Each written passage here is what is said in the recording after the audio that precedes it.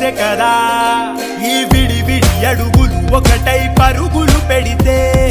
జగమంతా మన వెంటే జయమంటూ సాగదా ప్రతిమది తన గది విడిచి బయటికి రాగా